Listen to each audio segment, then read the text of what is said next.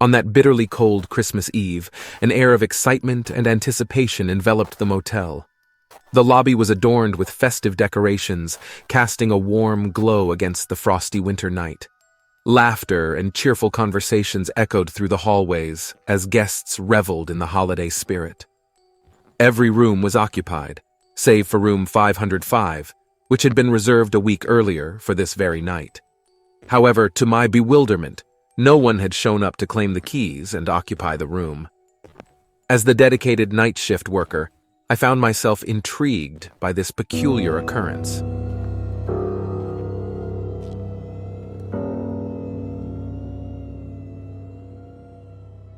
Time seemed to pass slowly, and I was on the verge of dozing off when a loud creak echoed through the silent lobby. Startled, I jolted awake and saw a tall figure materialize from the shadows.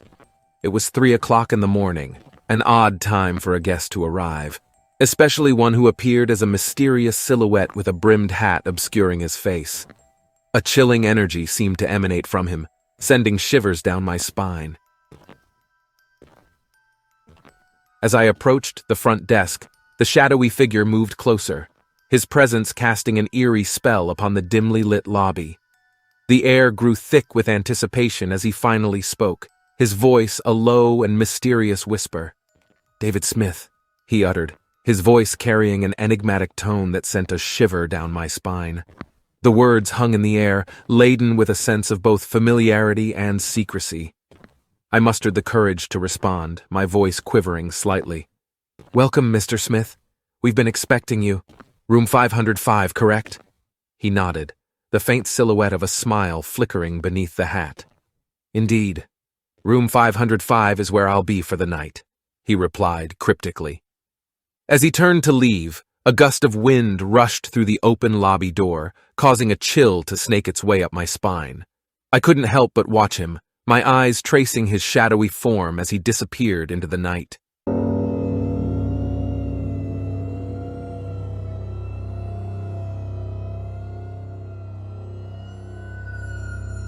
As the first rays of dawn began to paint the sky with a faint glow, a cacophony of ringing phones shattered the silence. Panic flooded my veins as I rushed to answer the incessant calls, my heart pounding in my chest. Grabbing the receiver, I held it to my ear, bracing myself for the voice on the other end. Fearful and strained, the guests from rooms 504 and 503 recounted their nightmarish experiences, their words tumbling out in a frantic rush. "There's something terribly wrong," a trembling voice stammered. "Last night, time, it just slipped away." Another voice chimed in, quivering with a mixture of confusion and terror. I saw faces, grotesque and twisted, staring back at me from the mirrors. It felt like they were watching me, studying my every move."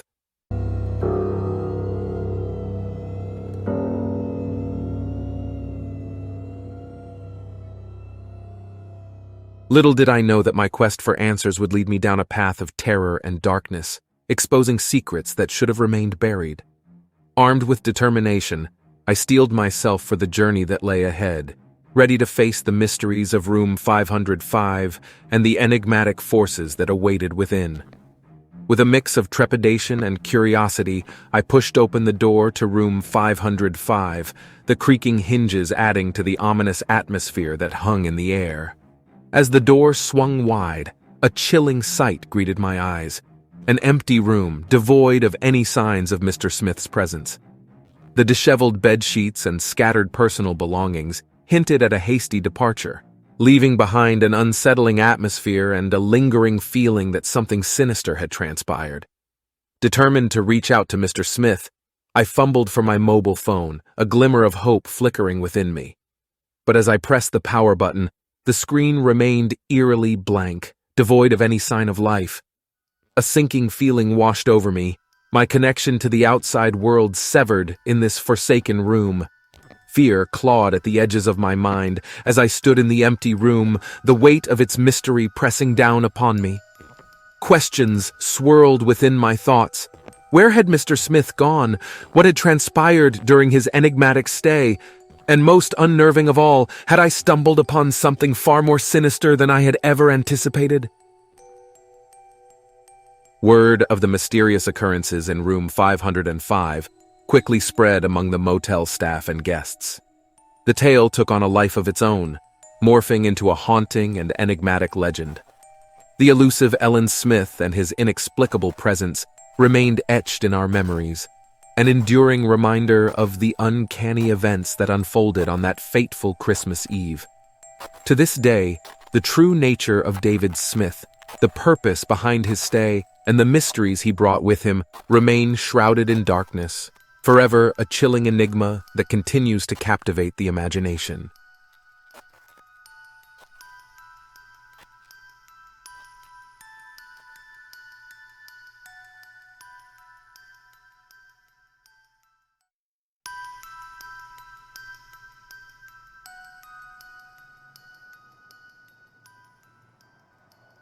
I'm a 48-year-old attorney, and tomorrow morning I had a crucial court appearance. However, fate had other plans in store for me. I missed my flight and was left with no choice but to embark on a long drive from my house to the courthouse in another city. Unbeknownst to me, I neglected to check the weather news. As I set off on the road, the snow began to fall heavily, and a fierce storm engulfed the area. Nevertheless, I remained somewhat confident in my SUV's ability to handle the treacherous conditions. Hours passed as I found myself stuck in traffic, the road congested due to an accident ahead. Exhausted and in desperate need of a restroom break, I made a split-second decision. I veered off onto a side road, hoping to find a public toilet and regain my energy. Fatigue weighed heavily on me, and I fought to stay awake behind the wheel. After driving for what felt like an eternity down the desolate side road, a flickering neon light caught my weary eyes. It belonged to a motel, a glimmer of hope in the midst of my weariness and discomfort. I made the impulsive choice to spend the night there, allowing myself a fresh start in the morning. Stepping into the lobby, I couldn't help but be taken aback.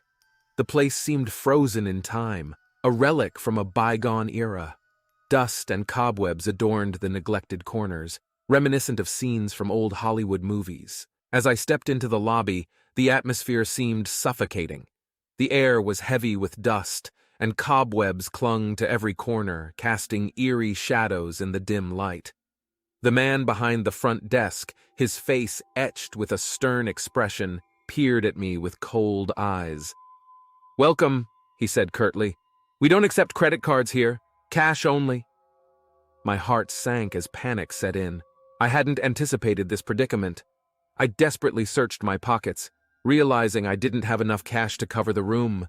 Thoughts raced through my mind as I contemplated my options. Should I find another place to stay? But where? Then a flicker of hope emerged within me. I remembered the expensive watch adorning my wrist. It was worth far more than the room rate. Gathering my courage, I decided to take a chance. "I don't have enough cash," I admitted, my voice laced with uncertainty. "But I do have this watch. It's worth $200. Would you accept it as payment?" The man's eyes widened slightly, his stern facade momentarily faltering. After a brief pause, he nodded, surprising me. "All right, I'll make an exception this time. Give me the watch."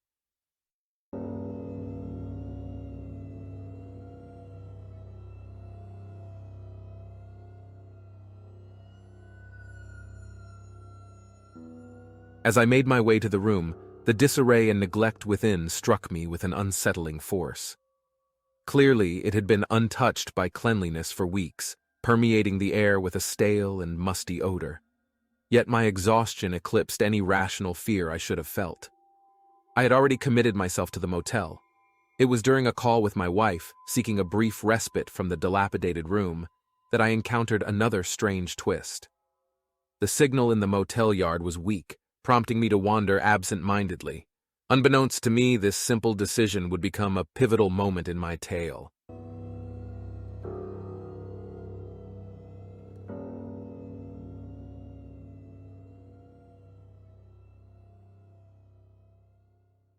I was out of the room, engrossed in a conversation with my wife, when my eyes were drawn back to the motel. A glimmer of light caught my attention, piercing through the cracks in the tattered curtains. Its eerie glow painted the desolate surroundings with an otherworldly hue. The sight that unfolded before me sent a shockwave of icy chills down my spine, seizing me with a bone-chilling dread. Two figures emerged from the room I had occupied, their emaciated forms and wild, desperate eyes mirroring the haunting image of addicts craving their next fix. Fear surged through my veins, threatening to overwhelm me. I pressed myself against the bush, praying that darkness would be my ally, shielding me from their piercing gaze. Their steps, cautious yet purposeful, carried them closer to my car, a vessel of desperation and the key to their illicit desires. Dread coiled within me, tightening its grip as I watched their intentions unfold with chilling clarity. Their desperation fueled their futile attempts to breach the locked doors, their hands pulling and tugging with a frenzied determination that yielded no reward but resistance. Frustration ignited within them, igniting a storm of furious kicks upon the metal frame of my cherished possession. Each impact reverberated through the silent night, a painful symphony that echoed my sinking heart. Seizing the opportunity that fate had granted me, I summoned every ounce of courage within and made my move. In a whirlwind of adrenaline-fueled action, I sprinted towards the battered vehicle. Ignoring the biting cold and the treacherous snow underfoot, I fumbled for the keys, my trembling hands finding solace in the familiar jingle. With a final desperate push, I flung myself into the driver's seat and ignited the engine. The car roared to life, its powerful hum drowning out the echoes of my pounding heart. Grateful for the snowy terrain that slowed their pursuit, I pressed my foot down on the accelerator, the tires spinning and gripping the icy road as I sped away from the Motel of Horrors. The following day, I relayed the chilling events to the officials, their disbelief mirrored in their eyes.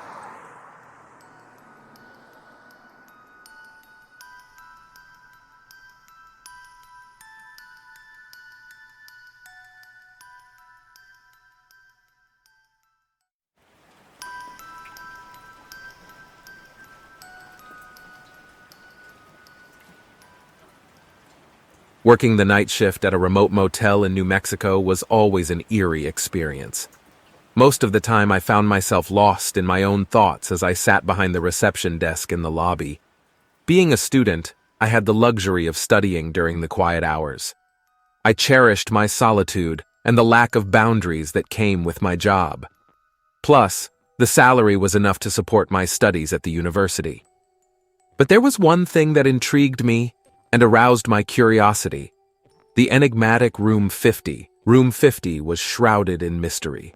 The door was always locked, and no one had ever seen it opened in the presence of another. However, every once in a while, the hotel manager would enter the room accompanied by a stranger. Curious items would be brought in and taken out, leaving me to wonder what was happening behind that sealed door. The windows were covered with thick curtains from the outside, making it impossible to catch a glimpse of the room's interior. Local folklore whispered that Room 50 housed the spirit of a dead bride who had succumbed to food poisoning on her wedding night. Supposedly, her family was unwilling to claim her body, and she remained locked inside the room. But I couldn't bring myself to believe such tales. Questions filled my mind. How could a decaying corpse go unnoticed for so long? How could there be no smell? And how could someone remain confined to a room for an eternity?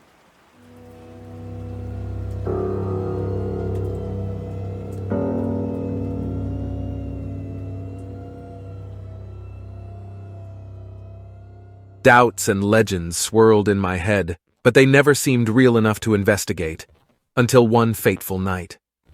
Overwhelmed by the mystery of Room 50, I decided it was time to uncover the truth. With my heart pounding, I mustered my courage and made my way towards the forbidden room. The motel was quiet, amplifying the sound of my footsteps echoing through the empty halls.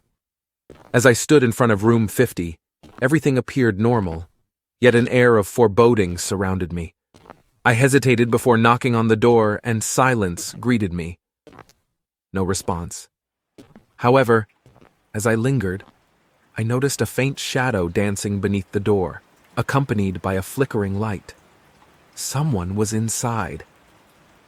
A chill ran down my spine when I examined the hinges of the door. They seemed encased in layers of dust and cobwebs, untouched for years. It was clear that this door had remained sealed shut for an extensive period. The room's reputation had driven guests away, leaving it and the surrounding rooms perpetually vacant. The mystery only deepened. Who could be inside? What secrets did this room hold? Was it truly the final resting place of the deceased bride? From that night on, peculiar occurrences unfolded. In the motel's courtyard and at the end of the dimly lit corridors, I caught fleeting glimpses of small, shadowy figures. They resembled a woman dressed in a tattered wedding gown.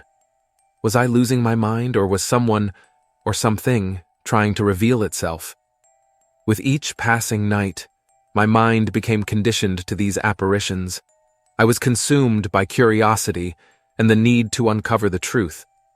Yet fear held me back from confronting the hotel manager about room 50. I didn't want to appear foolish or disturb the delicate balance that had allowed me to keep my job. However, as time went on, the shadows haunted my every thought. They robbed me of my usual tranquility, replacing it with anxiety and unease. My mind was in constant turmoil, and the stress became overwhelming. I yearned for a new job, one free from the confines of a closed room and the weight of unanswered questions.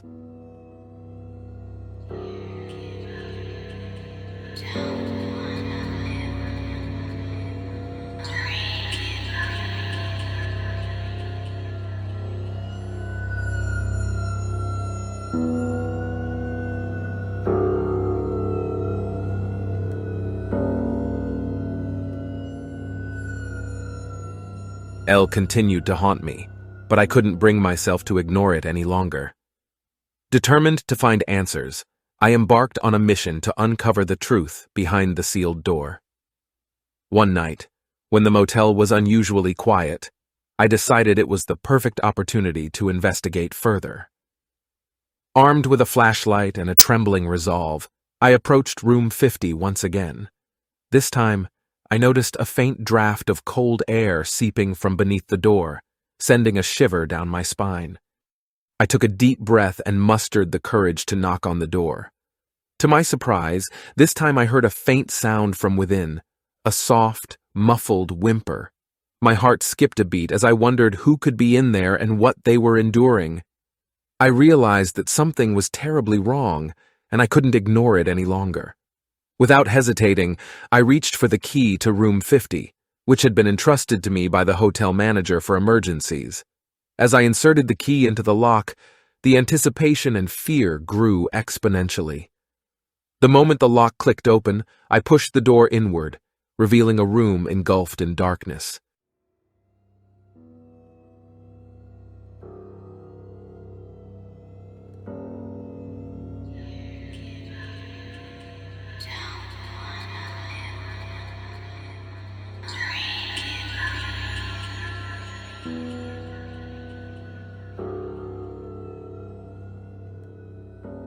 My flashlight pierced through the shadows, illuminating the mysterious room.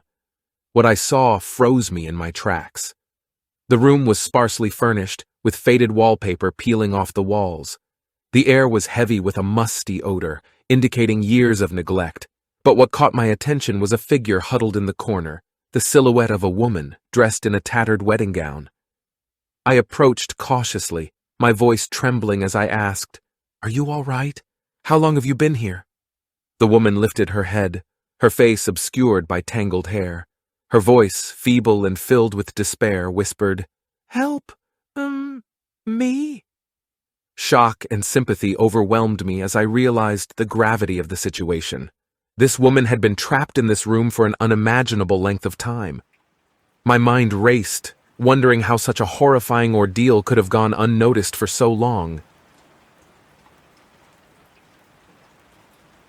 Summoning all my strength, I called the authorities, my voice trembling with urgency as I explained the dire circumstances and pleaded for immediate assistance. Me. "Hello?